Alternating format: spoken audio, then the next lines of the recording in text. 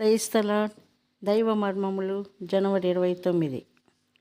పెండ్లి కుమారుడు పెండ్లి కూతురిని చూచి సంతోషించున్నట్లు నీ దేవుడు నిన్ను గూర్చి సంతోషించును. యెషయా 62:5. ఆయనతో మనము సహవాసము కలిగి ఉండవలెనన్నదియే ఆయన మనలో అనుమతించు ప్రతి సంధింపు యొక్క గురి.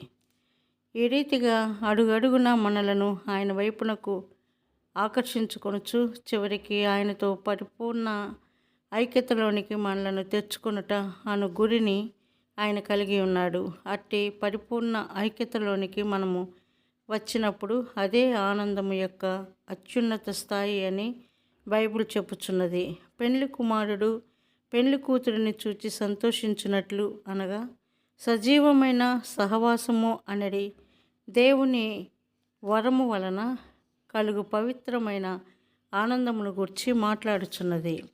ఆదామునకు హవ్వను అనుగ్రహించుటలో దేవుని ఉద్దేశము సహవాసమే. దేవునితో మనమట్టి నిజమైన సహవాసమును కలిగి ఉండవలెనని దేవుడు కోరుచున్నాడు. బైబిలు నందలి సహవాసము అను ఈ మాట అసమానమైనది. తిరిగి జన్మించని వారెవ్వరూ కూడా దీనిని వాస్తవముగా గ్రహించలేరు. ఆయన నుండి నూతన జీవము ఎవరైతే పొంది ఉన్నారో వారు మాత్రమే తండ్రితోనూ కుమారునితోనూ సహవాసము కలిగి ఉండగలరు. కేవలము వారే ఆయనతో నిలిచి ఉండగలరు. నిత్యత్వమునకు ఆయనతో జీవించగలరు. ఈ రీతిగా మనము దేవుని ప్రేమను వివరించగలము. దేవుని జీవము మనలోనికిని మన జీవము ఆయన వైపునకును ప్రవహించుటయే ఈ నిజమైన సహవాసము. ఇది ఇరువైపుల నుండి కలుగును.